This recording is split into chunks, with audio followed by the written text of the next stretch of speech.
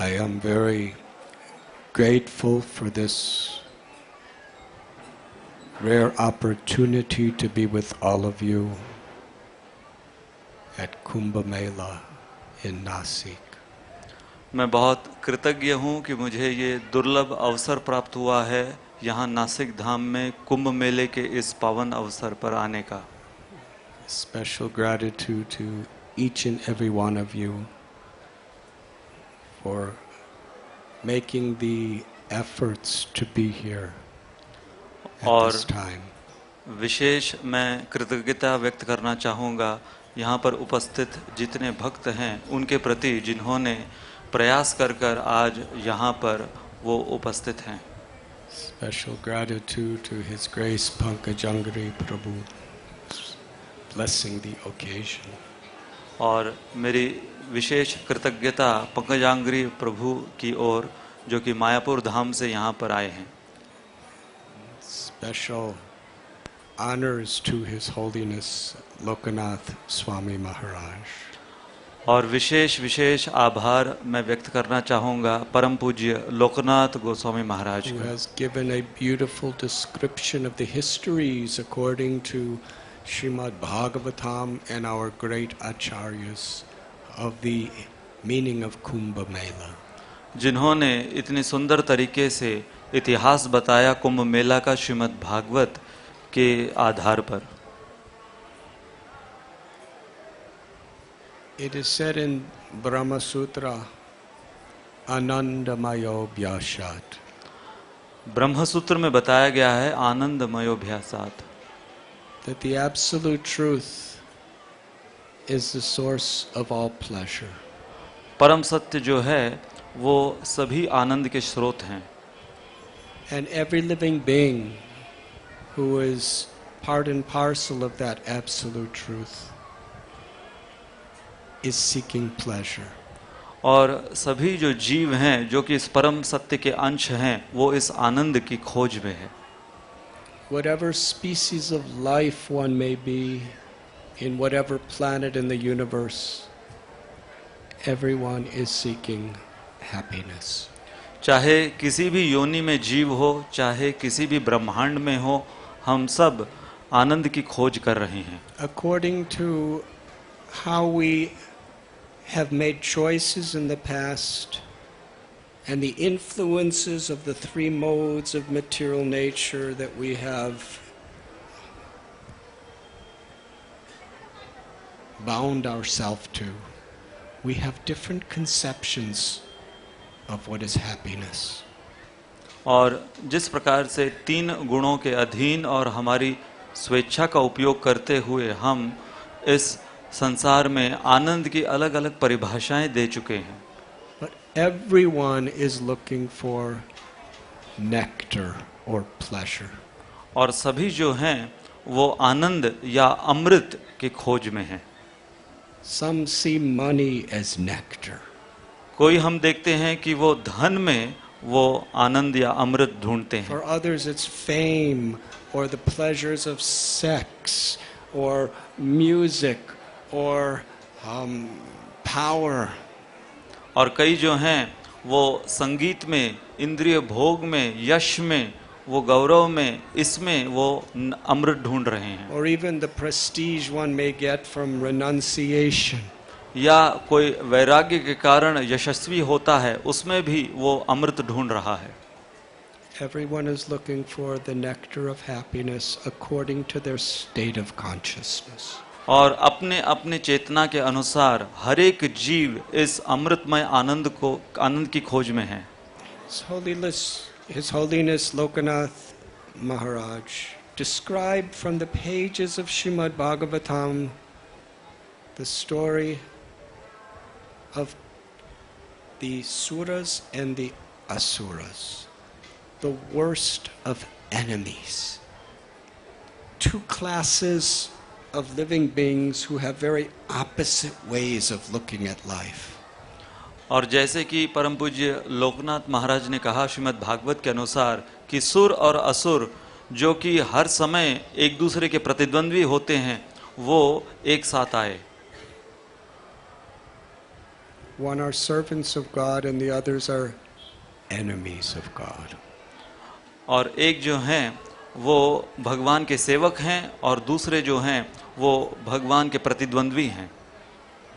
Both sides extremely powerful और दोनों शक्तिशाली अपने अपने तरीके से, and always competing over who has control over the universe. और दोनों जो गुट हैं वो इस संसार में नियंत्रण के लिए हर समय स्पर्धा में लगे रहते हैं. When the asuras gained tremendous power by pleasing their guru and their brahmins, Sukracharya, they were able to defeat the devas because Indra had committed an aparad to Brihaspati, their guru and a great brahman. और असुरों ने अपने गुरु शुक्राचार्य की सेवा कर कर और इस तरफ इंद्र ने अपने गुरु का अपराध करने के वजह से वो परास्त हुए असुरों के हाथों. The devas were homeless and left with nothing. और जो देवता थे उनको घर निकाला दिया गया. And with all of their powers and all of their yogic siddhis and all of their influence, they were helpless. और जितनी उनकी सिद्धियां थी, जितना उनका पराक्रम था, ये सब के होने के बावजूद वो असहाय स्थिति में आ गए. Queen Kunti, in her prayers to Krishna, she explained that the greatest disqualification for getting Krishna's grace is attachment and arrogance that comes from the attachments to wealth, beauty, high education and prestige. Kunti महारानी अपनी प्रार्थना में कहती हैं कि भगवान श्री कृष्ण को प्राप्त करने के लिए जो अड़चनें आती हैं वो हैं जन्म, ऐश्वर्य, श्रुत और Shri. Krishna is a kinchana gocharam. He's the property of those who really in their hearts believe that nothing is mine. और भगवान श्री कृष्ण उनको कहा गया है अकिंचन गोचर. तो वो जो कि अपने आप को निष्किंचन मानते हैं, भगवान श्री कृष्ण उनके प्रति आकृष्ट होते हैं. The devas, each one is individual in a particular state of consciousness, but they wanted to enjoy, they wanted to serve, but everything was taken away. So they cried out to the Supreme Personality of Godhead. और देवता हालांकि वो भगवान की सेवा में लगे हुए हैं, परंतु इस प्रसंग में उनका जब सब कुछ छिन जाता है तो वो भगवान श्री कृष्ण से याचना करते हैं. Now Lord Vishnu, he could have taken everything from the asuras and gave it to the demigods. तो भगवान विष्णु वो स्वयं ही असुरों से सब कुछ लेकर देवता को पुनः उनकी संपत्ति दे सकते थे. But instead he gave them a plan. परंतु इसके अलावा भगवान विष्णु ने उन्हें एक योजना दी. He gave them some tapasya to perform. तपस्या करने के लिए कहा. He said, now you should not fight the demons. Make an alliance with them because you all want to enjoy nectar. And neither one of you have the power to get it yourselves, but together you can get. और उन्होंने देवताओं से कहा कि तुम इनसे लड़ नहीं सकते, जीत नहीं सकते, परंतु तुम समझौता करके अमृत को प्राप्त अवश्य कर पाओगे.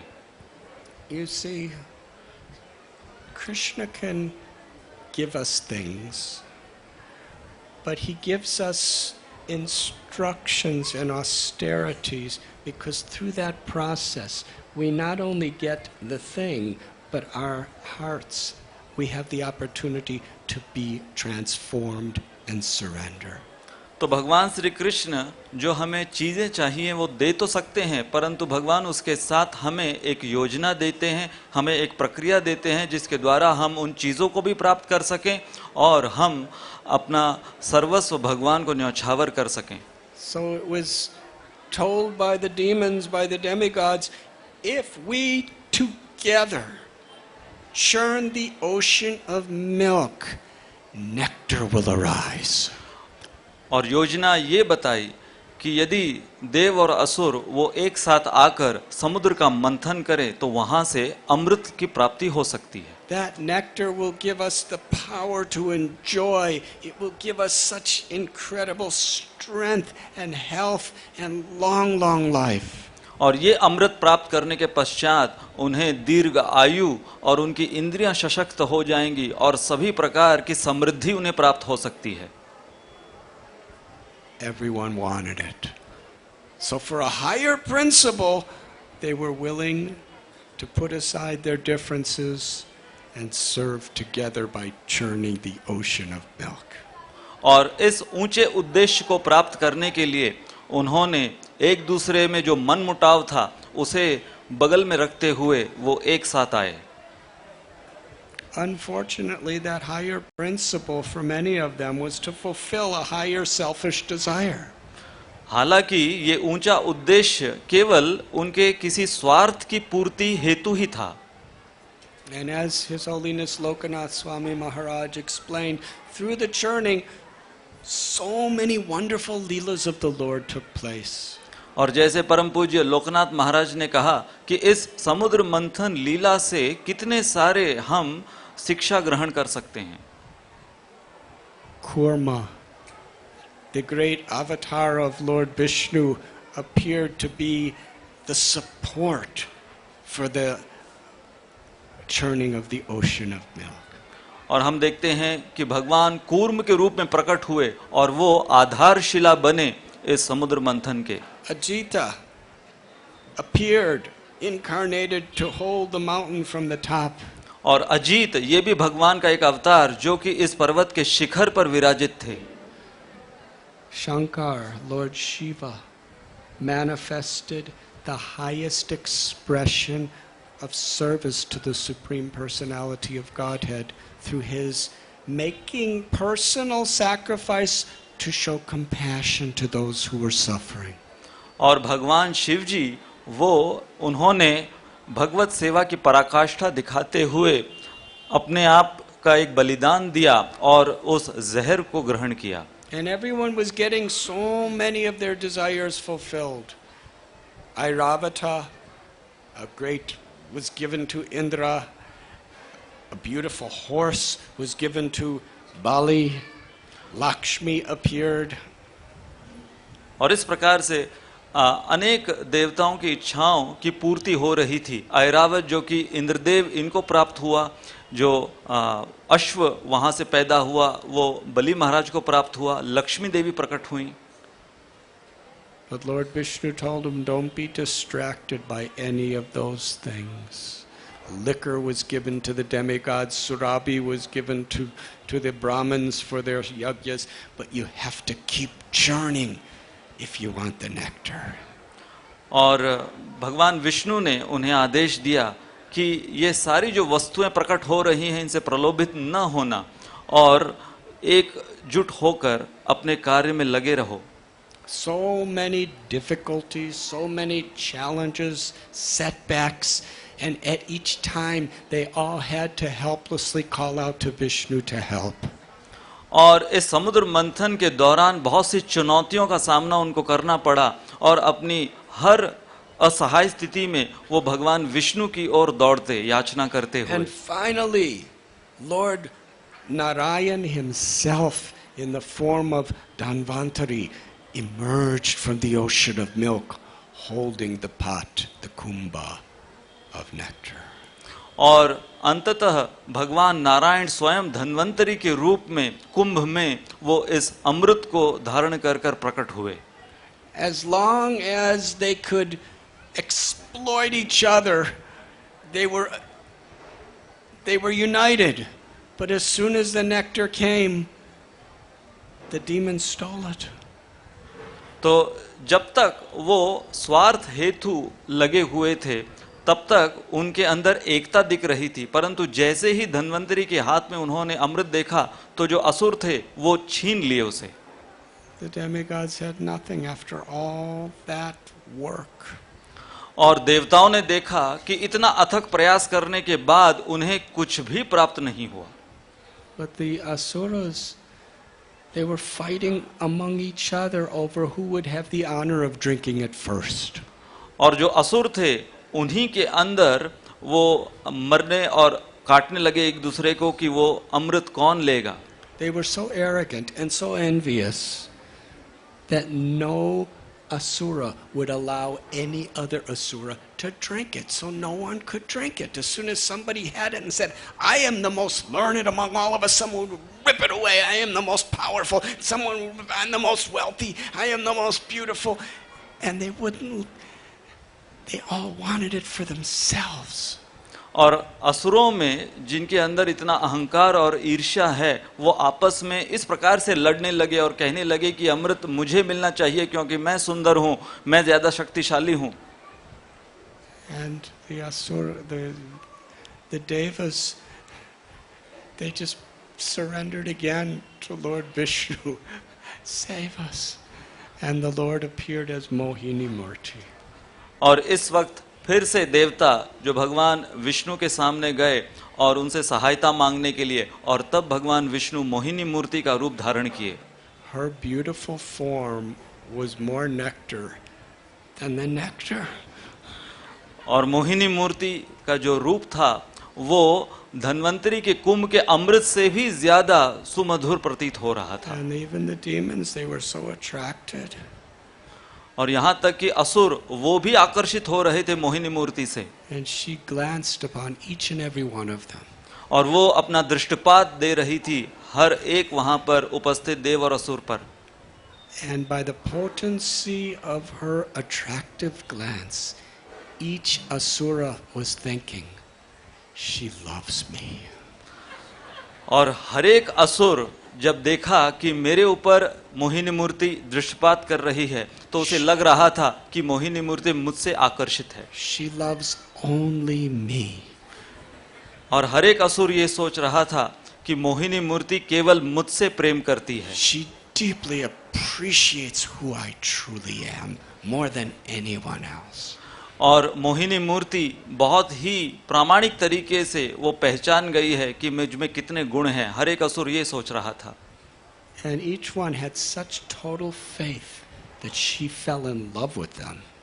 और हर एक असुर इस विश्वास में था कि मोहिनी मूर्ति केवल मेरे लिए ही प्रकट हुई है. That they all agreed, let us just give the pot to this beautiful lady.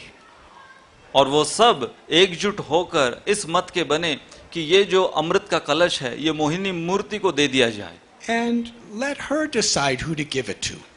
और मोहिनी मूर्ति को ये निर्णय लेने दो कि ये अमृत किसे देना चाहिए. But everyone knew for sure she'll give it to me. और सभी इसी विश्वास में बैठे हुए थे कि मोहिनी मूर्ति ये सारा अमृत का कलश मुझे दे देगी. And Mohini, when they made this proposal, she said, you don't even know who I am or who my parents are or what I've done in the past or where I'm coming from. Why are you putting so much trust in me? और मोहिनी मूर्ति ने कहा कि ये जो प्रस्ताव तुम रख रहे हो तुम जानते भी नहीं हो कि मैं कौन हूँ, मेरा नाम क्या है, मेरे माता पिता कौन है, और मेरे ऊपर इतना विश्वास रख रहे हो तुम लोग सब.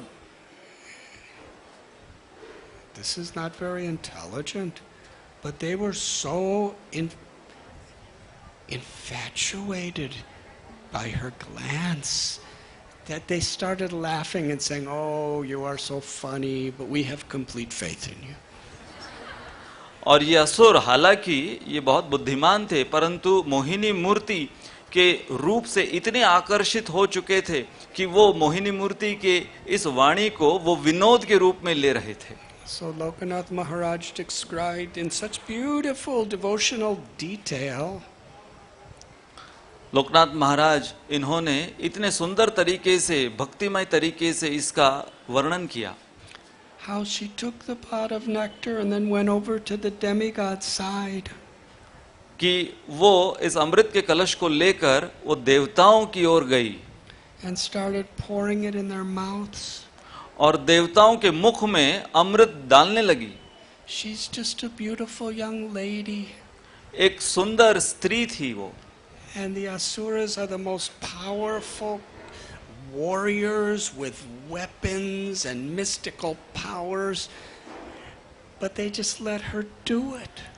और मोहिनी मूर्ति की तुलना में ये असुर जो कि इतने शक्तिशाली थे, ये अपनी आंखों के सामने ये होता हुआ देख रहे थे, Because they didn't want to displease her.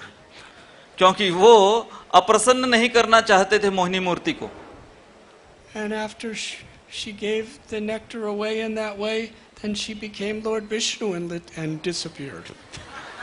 और जब मोहिनी मूर्ति ने सारा अमृत देवताओं को दे दिया, फिर उन्होंने विष्णु का रूप लेकर वो अदृश्य हो गए। And then there was another fight.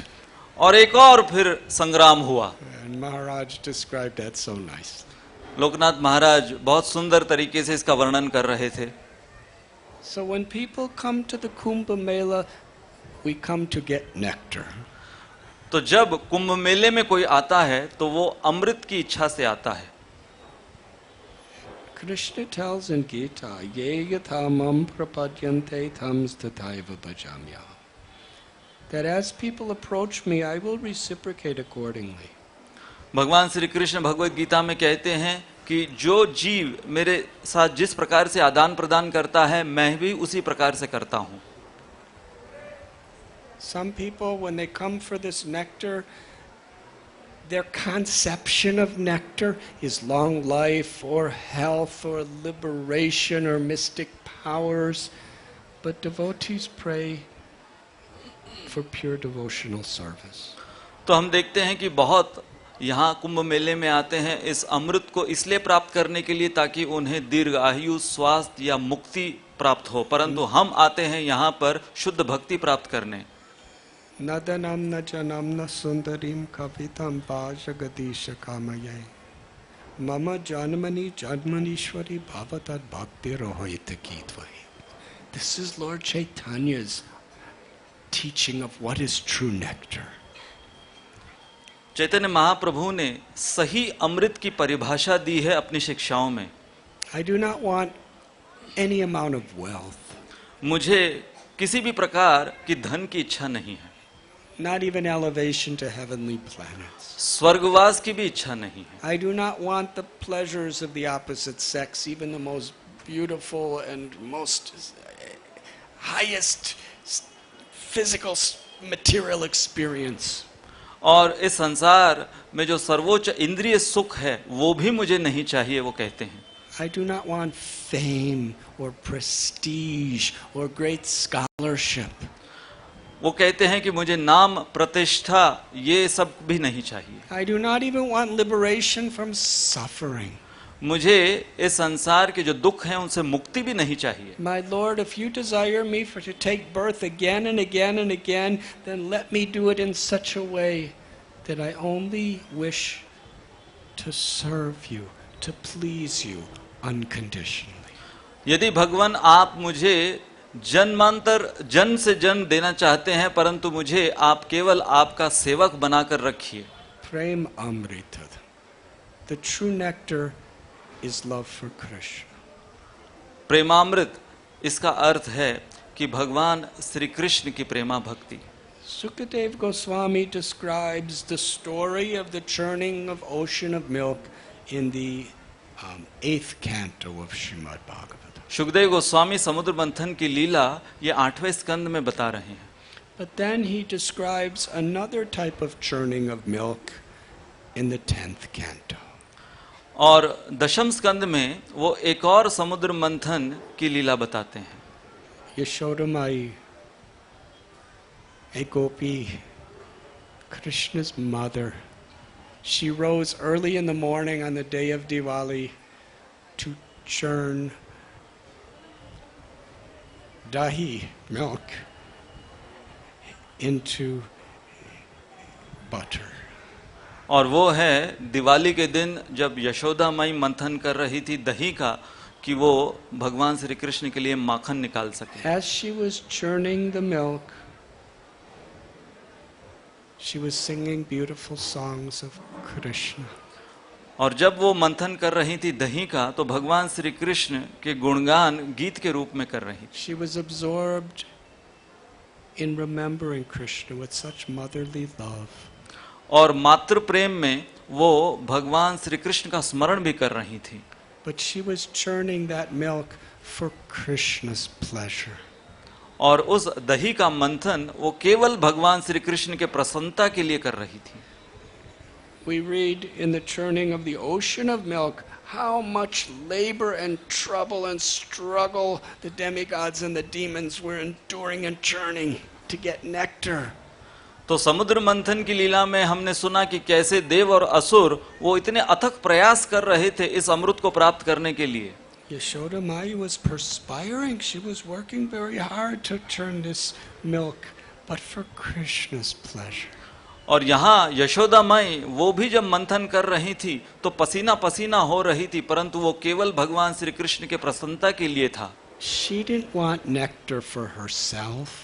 वो अमृत अपने स्वयं के लिए नहीं चाह रही थी, She wanted to give nectar to Krishna. वो भगवान श्री कृष्ण को ही अमृत देना चाहती थी। She wasn't churning to get nectar. वो स्वयं वो अमृत को अपने लिए नहीं चाहती थी। She was putting the nectar of her love into that milk. और वो अपने हृदय में जो कृष्ण प्रेम का अमृत है वो उस दही में डाल रही थी। The nectar of her love, her devotion, she was putting in the milk. उनके भक्ति का अमृत वो उस दही में डाल रही थी। And Krishna, who's the source of Dhanvantari, और भगवान श्री कृष्ण जो कि धन्वंतरी के स्रोत हैं, who gave the nectar, who came out of the ocean of milk, जो धन्वंतरी उस समुद्र मंथन से आए और उस अमृत का कुंभ लेकर, he was so hungry to taste this nectar that Mother Yashoda was putting in milk.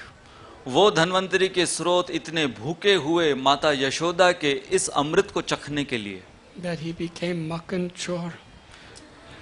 कि वो माखन चोर बन गए, He became a butter thief. माखन चोर हुए वो। Can you imagine? Dhanvantari became a butter thief. या हम कल्पना कर सकते हैं कि धन्वंतरी माखन चोर बने। Kurma, whose shell was 800,000 miles in width, became a butter thief. कि कूर्म जो कि उनकी पीठ 800,000 मील से भी लंबी थी वो माखन चोर बने।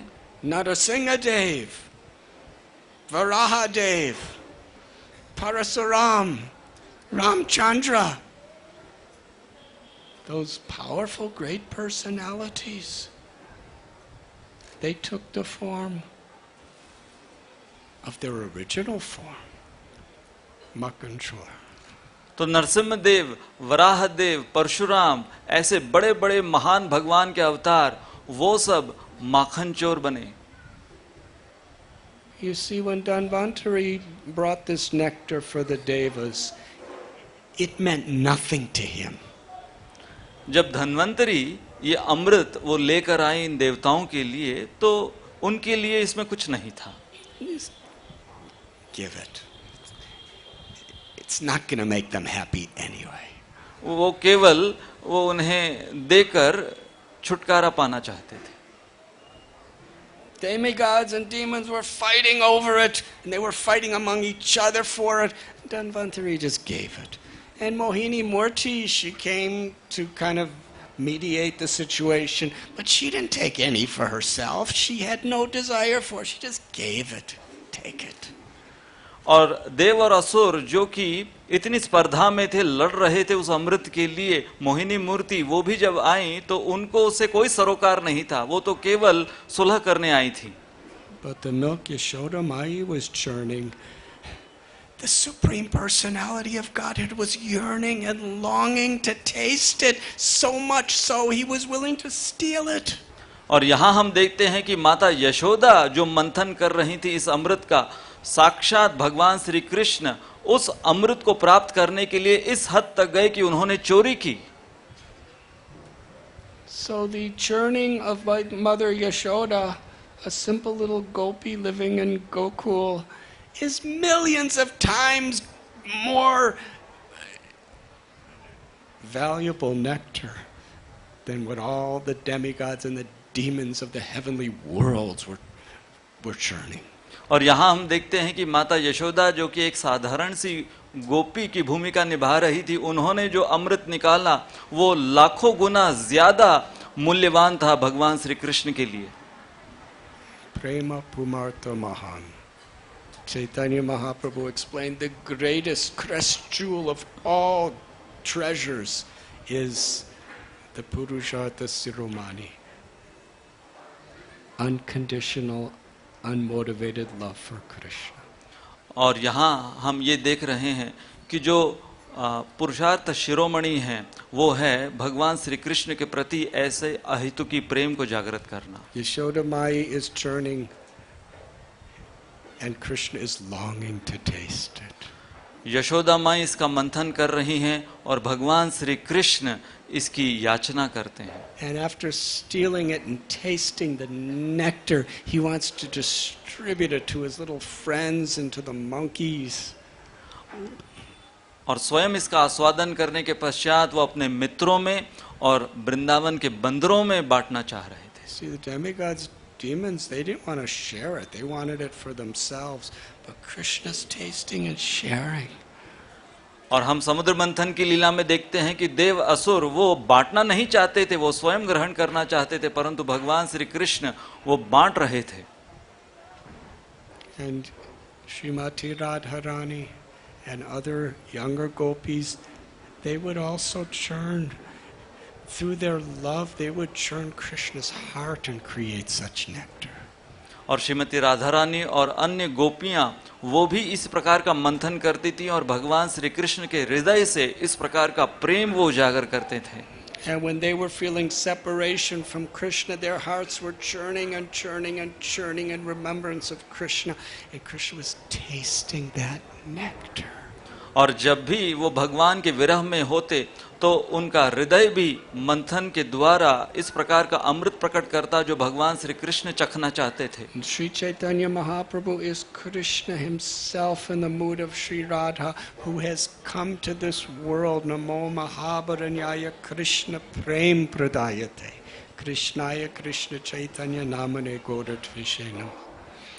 He's come to distribute that nectar, the true nectar of prem. और वही श्री कृष्ण चैतन्य महाप्रभु के रूप में श्रीमती राधा रानी का भाव लेकर इस अमृत को बांटने के लिए प्रकट हुए। And by Nam Amrita, Maharaj Lokanath Maharaj was describing this Nam Amrita, the nectar of the holy name awakens that prem from our hearts. और hमारे हृदय में भी इसी प्रकार का अमृत हम पैदा कर सकते हैं नामामृत के द्वारा। Brihad Bhagavatamrita. The Srimad Bhagavatam awakens that nectar of prem from our hearts. Shrimad Bhagavat जो है उनमें भी इतनी शक्ति है हमारे अंदर इस प्रकार का अमृत उजागर करने की। And Srila Prabhupada, 50 years ago, from this month, he crossed over the oceans, several continents, to distribute this nectar. और शिला प्रभुपाद 50 साल पहले कई समुद्रों को पार कर कर इसी अमृत को बांटने के लिए गए। 50 years ago today, Srila Prabhupada was on the Jaladuta crossing the Atlantic Ocean. 50 साल पहले आज ही के दिन शिला प्रभुपाद जलदूत में थे, इसी अमृत का वितरण करने निकले। And when he came to America, he explained to us, he didn't come to take something, he came to give. और जब शिला प्रभुपाद अमेरिका पहुंचे तो वो अमेरिकियों से कुछ लेने नहीं बल्कि उनको देने के लिए गए थे। He had 3 things. 3 चीजें उनके पास थी। He had no money, he didn't know anyone, he didn't have much physical strength, he was very old, he just had heart attacks. और उनके पास कोई पैसा नहीं, कोई संपर्क नहीं, उनका स्वास्थ्य भी ठीक नहीं था और उनको हृदय का दौरा पड़ा था 3 बार। But he had that nectar Mother Yashoda was putting when she was churning the milk. परंतु श्रील प्रभुपाद के पास वही अमृत उनके हृदय में था जो माता यशोदा मत्थे समय उस दही में डाल रही He थी। had the nectar that Lord Chaitanya, in the mood of Sri Radha, was giving to the world. Srila Prabhupada के हृदय में वही अमृत था जो श्री चैतन्य महाप्रभु राधा रानी के भाव में बांटने के लिए प्रकट हुए। He had the Srimad Bhagavatam, उनके पास श्रीमद् भागवत था, the nectar of Sukadev Goswami's contribution to the world. Shukdev Goswami के कथामृत का Shrimad Bhagavat. He had the faith in the absolute nectar of the holy names. और उनका दृढ़ विश्वास जो हरिनामामृत है उसमें। And he had complete faith in the nectar of seva to his Guru Maharaj. और उनको दृढ़ विश्वास था उनकी गुरु की सेवा में। This is where true nectar is. In hearing Srimad Bhagavatam, in chanting the holy names, and in serving the Vaishnavas. और यही सही मायने में अमृत प्राप्त करना है कि भगवान श्री कृष्ण के कीर्तन का गुणगान करना, भगवान श्री कृष्ण की कथा सुनना और उनकी सेवा करना। And what was the service? To be an instrument of compassion for the fallen souls. और ये सेवा क्या है? जो कि बद्ध जीवों के उद्धार के लिए एक सूत्रधार बने। To spread the holy names, the Srimad Bhagavatam and Vaishnav culture to others is true nectar. और सही अमृत यही है कि बद्ध जीवों के उद्धार के लिए ये जो हरिनामामृत है इसका हम वितरण करें। So we come to Kumbh Mela, not just seeking some material nectar for some temporary material happiness. We come for that true nectar that is revealed in Srimad Bhagavatam by the great acharyas and Srila Prabhupada, to taste that, to pray for that, and to help Srila Prabhupada and our acharyas distribute that nectar. तो हम कुंभ मेले में आते हैं कोई हमारी भौतिक स्थिति को सुधारने के लिए नहीं, अपितु श्रील प्रभुपाद और हमारे आचार्य जिन्होंने हमें यह अमृत दिया है इसका आस्वादन कर कर दूसरों को बांटने हेतु। Especially through the chanting of the holy names. और विशेष रूप से हरिनाम संकीर्तन कर कर। Lord Chaitanya described Param Vijayate Sri Krishna Sankirtanam. This kirtan is the prime benediction for all humanity. और श्री चैतन्य महाप्रभु ने कहा है परम विजयते श्री कृष्ण संकीर्तनम, कि ये जो हरिनाम संकीर्तन है ये एकमेव वरदान है पूरे मनुष्य समाज के लिए। Because through sincere chanting in a humble state of mind, as the servant of the servant of the servant of the Lord's devotees, we will be given the nectar, the only true nectar that the soul longs for, the nectar that even Krishna longs for. Krishna Prem. और यदि हम दासों के भाव में, विनम्र भाव में हरिनाम संकीर्तन करेंगे तो ये जो सही अमृत है वो हमारे हृदय में हम प्राप्त कर पाएंगे, जो भगवान श्री कृष्ण भी जिसकी लालसा करते हैं। Thank you very much. बहुत बहुत धन्यवाद।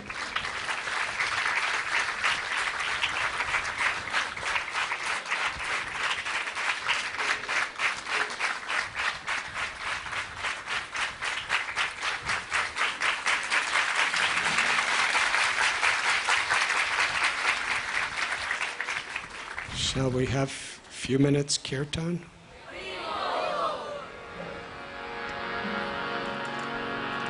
Everyone, please dance. Shri Krishna Chaitanya Prabhu Nityananda